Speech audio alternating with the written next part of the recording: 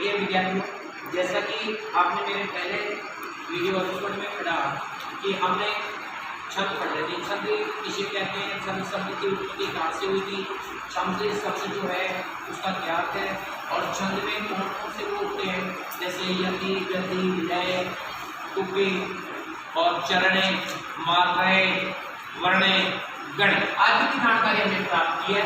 अब इसके बाद में हम पढ़ रहे हैं आज छंद के प्रकार, यानी कि छंद कितने प्रकार के होते हैं।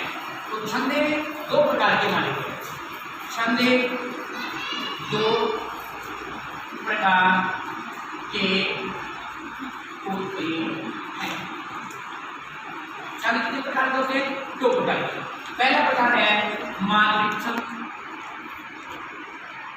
मात्रिक छंद, और दूसरा जो प्रकार है वो है वर्णिक छंद।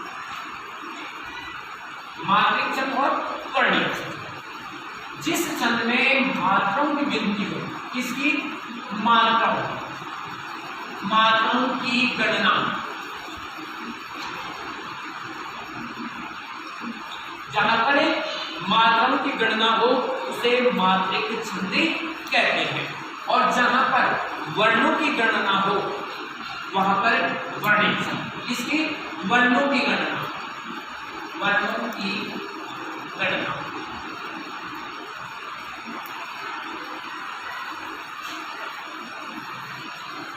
वर्णों की गणना हो वहां पर वर्णिक छंद होता है। तो देखो विद्यार्थियों, अब हम बात करते हैं कि वर्णिक तो मात्रिक जो छंद है। अब मात्रिक छंद में भी तीन प्रकार होते हैं। कितने प्रकार होते हैं? तीन प्रकार होते हैं। मात्रिक छंद के कितने प्रकार है? तीन प्रकार। मात्रिक छंद के प्रकार, मात्रिक छंद के प्रकार। पहला प्रकार है सममात्रिक छंद, समय मात्रिक छंद, और दूसरा जो प्रकार है वो है अर्ध समय मात्रिक छंद, अर्ध सममात्रिक छंद। और तीसरा प्रकार है वो है विसमय मात्रिक छंद। कितने प्रकार हो गए? तीन प्रकार हो गए। पहला प्रकार सममात्रिक छंद, दूसरा प्रकार अर्ध सममात्रिक छंद, और तीसरा प्रकार हो गया विषम मात्रिक छंद। समझने के लिए सिंपल सी बात है, देखो यहाँ शब्द से उस बात की जानकारी हमें प्राप्त हो जाती है।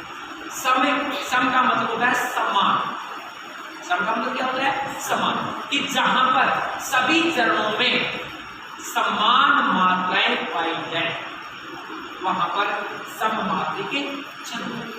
सभी चरणों में, सभी चरणों में समान मात्राएं पाई जाए या समान मात्राओं की गणना की जाए वहां पर सममात्रिक छंद होता है। अर्ध सममात्रिक छंद, अर्ध यानी इसमें क्या होता है कि जैसे चरण चार होते हैं, तो चार चरणों में से जो दो चरण सम होंगे और दो चरण सम होंगे, दो चरणों की मात्राएं समान होगी, तो वहां हो जाएगा अर्ध सममात्रिक छंद। जैसे मान लीजिए चरण चार होते हैं, चरण कितने होते हैं? चरण चार होते हैं।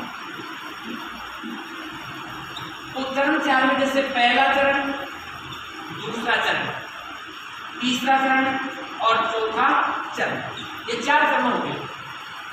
अब चारों चरणों में इन दो चरणों की मात्राएं, यानी कि विषम जो चरण है उनकी मात्राएं समान होंगी, और सममात्रिक जो है चरण दो और चार, इनकी मात्राएं समान होंगी।